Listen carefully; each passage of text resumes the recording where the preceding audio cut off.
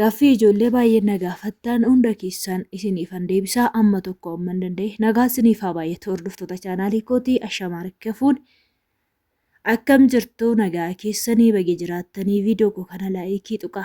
Viidiyoo koo baay'ee hin daawwattu garuu nama muraasatu laayikii tuqa. Laayikii jechaan baay'ee bareedaadha isiniin jedha. Maaliif ijoollee baay'ee biraa akka ga'u godha malee waan biraa miti. Kanaaf laayikii tuqaa isiniin jedha. Warri aaraa mana koo dhuftan immoo maamila koo ta'uun hin dagatina. Waan gaaffii isinitti ta'e immoo na gaafachuu dandeessu. Viidiyoon dheengadda meeshaa waa'ee meeshaa irratti gallakkisee ture sana gubbaa irratti ijoollee baay'ee lakkoofsa kennu maxxansii jettanii na gaafattanii. Lakkoofsa koo isiniifan dubbadhaa dhumarra jechaadha. Hamma dhumaatti dhaggeeffadhaa. Yoo hamma dhumaatti dhaggeeffattan lakkoofsa koo qabattanii warrattanii dhuftu. Lakkoofsa kee qabattanii yoo dhuftan imoodha jechaadha. Imoodha wallahi na argattu isiniin jedha. Sinis maali kallattii dawwaluu hin dandeessanii imoodha yoo ta'e malee. Achiin na dubbistu isiniin jedha. Lakkoofsa kee isiniifan dubbadhaa. Namoonni bitachuu barbaadan ijoolleen qumsaaxinii bitachuu barbaadan akkasuma soofaa bitachuu barbaadan biiffee bitachuu barbaadan borullee deebee tana waraaba jedhee yaadaa jira. Innaa borus yoo waraabe ijoollee baay'ee keessan sin dhaqqabuu danda'a waan ta'eef gatii isaa wajjiniin iddoo gatiin madaalawaa ta'e iddoo gatiin gasiqaa ta'e jechaadha. Iddoo sanan deemadhee yaada. Xiqqoo shinarraa siqa garuu nan deema mucaan kan keenyadha. Deemeetu man bootaa sagaheetoo sagalee sirii waraabe. Maali akkasiin bitachuu barbaadan hunda isaa jedha. Mucichillee baay'ee na barbaadaa jira jechaadha. Gara feesbuukiitiin lakkoofsa naa kenne kootu maaloo na bira jechaa jira jechaadha. Meeshaa mirxii hojjeta jechaadha mucaa suni. Kanaafuu deemeetoo sina qunnamsiisa. Isiniin jechuun barbaada hordoftoota chaanaalii kooyyaa. Gaaffii baay'ee kan na gaggaafattan danuu keessantu jira. Mucaan tokko garuu gaaffii kee waan na gaafatte beeku adara rabbii jedhi naa deebisi naan jettee gizee lama argeen jira. Waan ati na gaafatte sana biran darbe ta'uun argine ta'uun hin beekume waan na gaafachuu barbaadillee illee na gaafadhu siin jedha haadhoo kiyya. Asumatti salphisee sii deebisaa rabbi biran naqnu siin jedha ishee haadhoo kiyya. Innaa waan gaaffii isinitti ta'ee kanan na dhibee kanan maalidha waan nan beeku tokkorraa isiniifan deebisa jechaadha. Si dabaloo osoo hin taane ijoolleen tokko immoo yuutuubii akkamitti banatu jettee na gaafattee jirti. Hojjechuun barbaade jettee jirti. Hojjetadhu haadhoo kiyya. Ijoollee baay'ee yuutuubii otoo hojjettanii baay'ee gaariidha. Dhugaa dubbachuudhaaf baay'ee gaariidha. Keessattuu ijoolleen biyya Arabaa jirtan haala mijataa qabaattan otoo hojjettanii baay'ee gaariidha. Ijoollee baay'een hojjedhaa isiniin hin jedha warroonni yuutuubii ta'an kun. Yuutuubiin faayidaa guddaa qaba obboloota kiyyaa. Faayidaa guddaa kan inni qabu immoo ijoollee baay'een hin himani jechaadha. Otoo wanti tokko fakkeenyaaf ani ba'aan baay'een arge jechaadha. Yeroo yuutuubii banadhus taanaan akkamitti akkana godhu jedhee yeroon gaafadhu hin himan jechaadha warroonni hin beekan yuutuubii hojjetanii. Innaa faayidaa guddaa qaba. Kanaafuu akka itti banattu Abdul Happy kan jedhu barumsa jala seentanii banachuu dandeessu jechaadha. Abdul Happy sana viidiyoo isaa dhaggeeffattu. Barumsa yuutuubii akkaataatti yuutuubii banatan jedhee jira waan ta'eef isa jala gaafa seentan achi viidiyoo isaa daawwattanii takkitti isiniyyuu inni gochaadha ofii keessanii banattu isiniin jedha.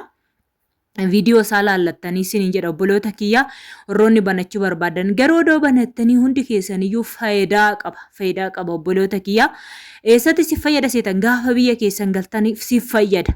Biyya ormaa keessatti amma tokko otoo hojjettanii gaafa biyya keessa geessan immoo irratti hojjettu jecha. Ani biyya ormaa kana keessatti yuutuubii yeroon hojjedhu dhaloota baay'ee ijoollee baay'eedhaan wal bare waan ta'eef jechaadha. Yuutuubiin mana barumsaati yoo isiniin jedhe fokkisu jechaadha. Maaliif ijoollee baay'eedhaan wal bare warra rakkatanii wal barree warra mana madaamii keessatti dhiphata warra boo'an warra mallarkaa badee warra karaa bahan naban hedduu isaaniitiin wal bare jechaadha. Yuutuubii kiyya jala isaa gara gadii isaa otoo deemtanii hordoftanii waan baay'ee achirraa argattu jechaadha. Ijoollee rakkataniillee amma humna kootii sagalee ta'e ijoollee kana gargaara gaafin jedhu jechaadha. Sanarraa isa argachuu dandeessu. Innumtiyyuu gaafa rakkatan gaafa walii gargaartan sagalee gaafa walii taatan innumti kunuu barumsa guddaadha yookaaniif immoo nama rakkate tokko sagalee taatee yoo gargaarte waan harkaa qabdu tokkonis yoo gargaarte inni kunuu baqaashoo fakkeenyummaa guddaa kan dhaloonni boru sinirraa barachuu danda'u jechaadha. Yuutuubii kiyya irratti tulaaltanii waan nama arrabsu waan ciggaasisaa waan badaa tokko hin argattan. Sababiin isaa waan gorsa shamarran miidhamuu akkas miidhaman wantoota adda addaa kana ijoollee dhiiratiin nyaataman wantoota tokko waan irraa haasa'urraa kanaaf waan badaa tokko irraa hin haasa'u jechaadha. Kanaaf faayidaa isiniif qaba isiniin jedha. Otoo banattanii natti tola. Banadhaan isiniin jechuu barbaada. Barumsuma obboleessa keenya jalaa banachuu dandeessu. Meeshaa barbaaddan immoo akkasuma meeshaa maashinoota naan jette tokkollee maashinoota eleefaa ta'uu danda'a. Wantoota adda addaa ta'uu danda'a. Bakka isaarra hin deemne garuu deemee isinii waraabee isiniif nan hima isiniin jedha. Meeshaan biyya kana keessatti baay'ee guddiidha. Baay'ee guddiidha garuu amma tokko galfachuu dandeessu. Kanaaf fakkeenyaaf eelee ibsaa hin galfanne sababiin isaa ibsaan keenya baay'ee eelee ibsaa hin sochoosu. Sila saniifan hin galfanne jechaadha. Gaafa ibsaan sochoosa jedhee yaadutti waaqayyo na gargaare nan galfadha isiniin jedha. Qoxaarii waan na bira hin geenyeef jechaadha. Qoxaarii malee immoo qoxaarii yoo irra jiraate malee eelee ibsaa istoofii binaamina fayyadu. Garuu ani wantoonni ani fayyadamu maashina bunaa nan daakkadha. Lammaffaa immoo maa inni kunuunsuma biyya Arabaatti bishaan ho'isan kana jechaadha. Bishaan ho'isanii maqaa isaan harkaa badee inni faa baay'ee bishoodha biyya kanatti jechaadha. Birrii 200 nan bitee bishaan inni ho'ifame jechaadha. Yeroo barbaadan ibsaarra keessu bishaan itti naqxanii ibsaarra keessu akkuma biyya Arabaa san jechaadha. Bishaan keessan ittiin ho'ifattu inni bichaa amma tokko socho'a malee kanarraan inni kaan socho'a sitti beektu xiqqoo ishii gara magaalaarraa xarafii waan jirtuuf tun jechaadha. Asiin geenye wanti hundi amma sanatti mooftuudha. Garuu ibsaan jira. Ibsaa isaatus humna isin qabu hin sochoosu jechaadha. Waan xiqqoo irraa siqee jiruuf jechaadha.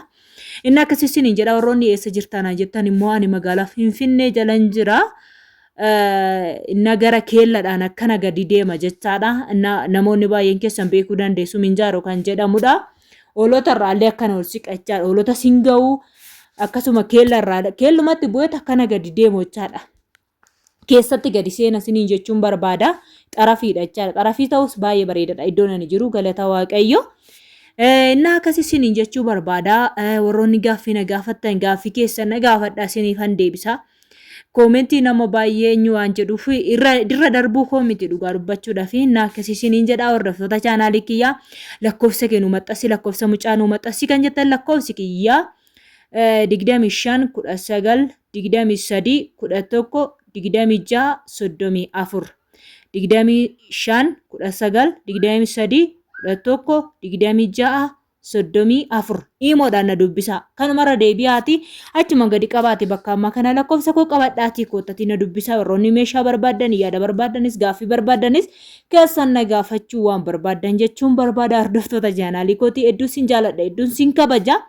Yaada qabdan immoo koomentii jalatti naaf ibsuu hin dagatina. Warroonni keessan na dubbisuu barbaadan immoo ani Alamiin akka ormaa of hin dhoksu jechaadha. Lakkoofsa koos hin dhoksu lakkoofsi koo isuma kanadha. Imoodhaan na dubbisuu dandeessu. Ana abaluu dhaweettan seenaan gargaara isiniin jedha. Baay'ee yeroo gaarii turtii gaarii chaawu.